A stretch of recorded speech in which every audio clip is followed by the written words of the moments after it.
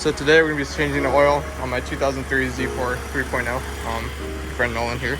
And so what we're doing right now is we just put in something called the lithium moly engine flush, which is right here. This stuff is really good if you want to clean out your engine. So what I did was turn off the engine first and put in this gas cap. No, I meant the oil cap right here. Just pour it in. And then you set a timer for 10 to 15 minutes, but since my engine's a little smaller, I'm going to put 11 minutes so I can clear everything out. But yeah, I'm going to let that run for 11 minutes. And in the meantime, soon we're going to get this jacked up, show you how, and start changing the oil real quick. So I'll keep you updated. So timer of 11 minutes is finished. So what we're going to do now is jack it up. So using this jack and our jack point in this car. I don't know if you can rubber point, you see that black rubber thing right there? We're just gonna slide the jack right underneath it. Get a better look. Yeah. Just like right about like there. Should be good. Make sure it's like kind of mostly centered. And then to jack it up, just tighten this handle. Like that, and just start jacking it up, not hitting the car. And so there she is. She's on the mounting point just fine, as you can see. So we're gonna jacked up, and then I'll keep you updated. So got jacked up. Now it's time for the jack stand. So just put it right underneath this jack stand mount area. This rubber point, so in case the car falls the jack stand, not you. And we're gonna just take this one over here. Just put it underneath the car. That's a good spot to put this. Just put it right under here. Just control. Obviously there's better spots, but this works perfectly fine. So I'm just gonna keep this jacked up. And this panel is where the oil, easy access oil container is. Because I can drain the oil from here instead of taking out this whole bin. So I'm gonna unscrew this, just a Phillips head, and then yeah, I'll show you what to do after that. So we're gonna untighten this with 17 mil drain plug. So put it on there and push it up. Use some force, and there we go. That will loosen it. So as soon as you loosen it, take this oil drain here.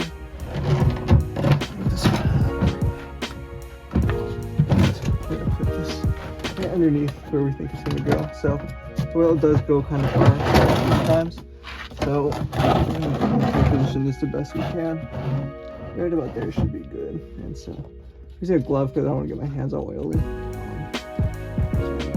Probably a good idea if you do too. Let's do this. Try to catch a bolt if you can, but oil is just going to come out all at once. It's going to be hot. So.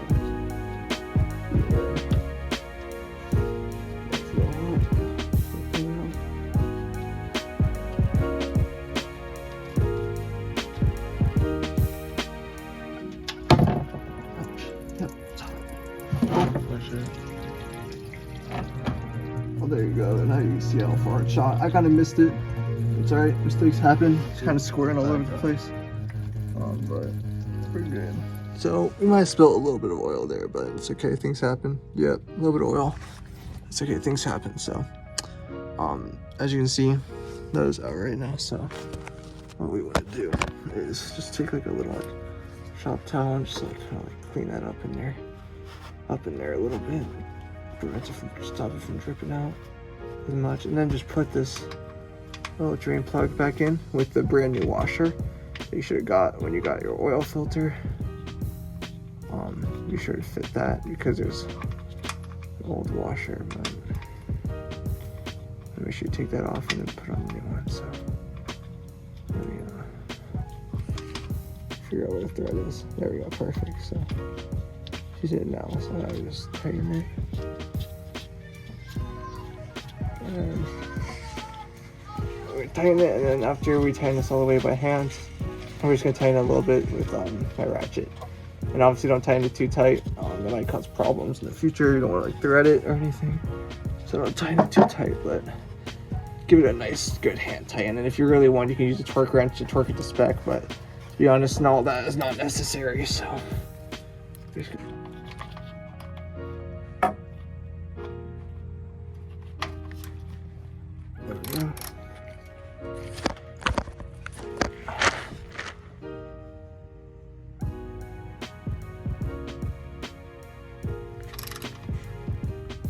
Yeah, that should be good. That's very tight. So not too tight though, but like I said, very good hand tie. And then you're good. You're gonna screw this back up, and then you can start filling back up the oil after you place the oil filter, which I'll show you now.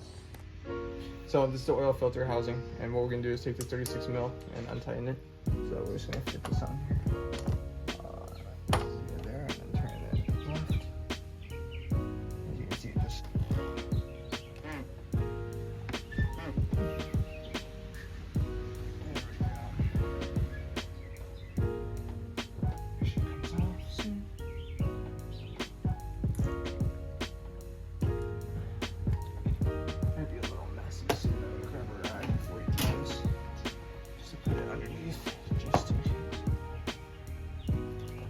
so there we go, it's fully loose now.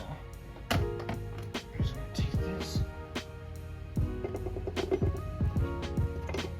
Just turn it upside down. And then put it somewhere so we can change it. I'll show you how to change it. Just a second.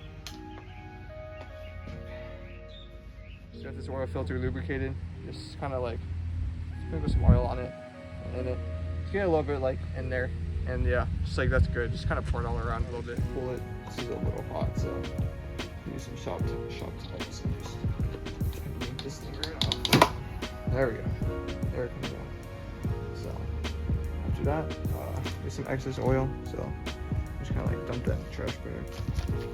Just kind of get all that excess oil out of there. Make sure it's not like gonna mix in with our kind of newer oil, if you will. Stick this shop towel in here. I'm gonna go around with it. And then yeah, that should be good. And if you really want, you can put a little bit of your like current oil in there at the bottom. Just like kind of lubricate things up. And then you just put this right on top, just like that. And just push down. And then you have it. There's your brand new oil filter. And also, there's an O-ring around this. You want to take off, you can see it's rubber right here. So I'm going to take my knife here and you can pretty much just cut this. Make it easier on yourselves. There we go.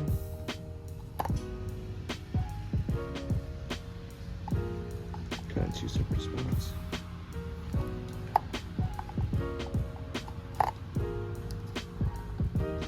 There we go. And then we're gonna go put a new O-ring on. I'll show you how to do that in a second. So to get the O-ring lubricated, stick your finger in like your oil container a little bit. And dip your finger in there so you can see. And you kind of just like lubricate this O-ring, which is what you want to do. Because it's always good to lubricate every single new O-ring that you replace. So lubricate this up, just like so. Make sure things don't get all dirty, and then we just kind of fit it around, just like that.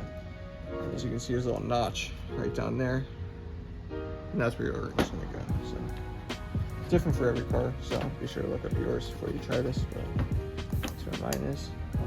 It's always going to be one, so I'm just going to get that all around there. Just put that baby in there, all around, and there you go. Your new O-ring is installed. And then this is ready to go back in. So as you can see, there's probably some oil down there. There's a little pool at the bottom in here, as you can see. So we're just gonna stick this towel down here. And these blue shop towels, I forgot what they're called, but if you see them at AutoZone or something, get them. Super absorbent. Definitely help and make the job a lot easier, especially when you make a mess like I do. So just kind of put that down there and just get up all that old oil, especially since I'm putting a new type of thickness. I really do not want that old oil mixing it with my new one, so kind of dabble that in there and it should be good to go. There we go. That should be good, as you can see. So put that right there. Our new filter is going to be going. So take this, just put it right back in, just like that. Start tightening this by hand. Then you can tighten it by breaker bar, but be sure, especially oil filter, do not tie this too tight at all. Keep it mostly light and you will be good. stop. So I tightened this on hand tight. Can't go anymore, so we're just gonna take this breaker bar, get this fit up, and just turn it a little bit all around. Oops.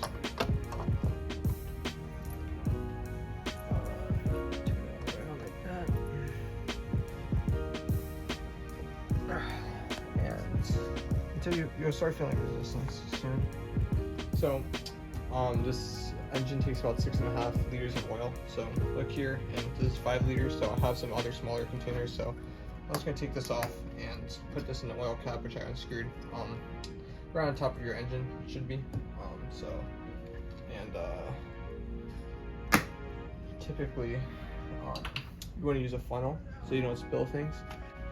So we're gonna put in this oil now. And like I said, just use a funnel. It makes your life a lot easier. And so we're just gonna pour this whole thing in there, just like that.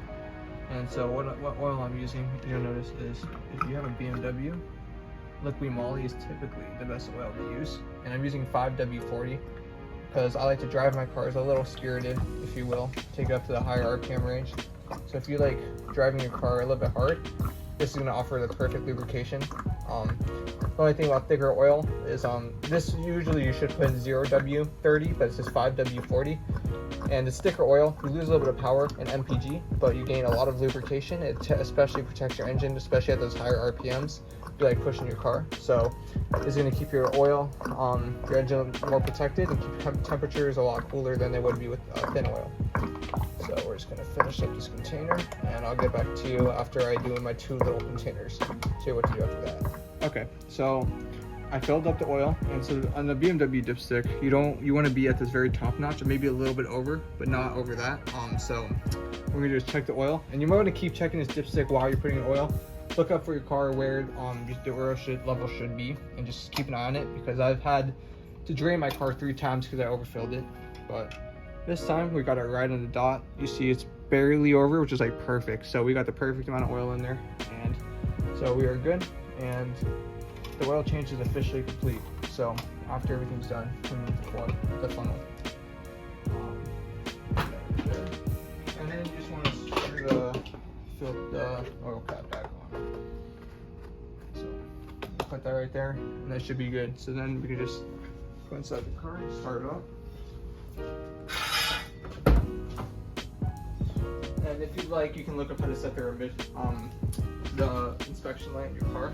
But I'll show you how to do that.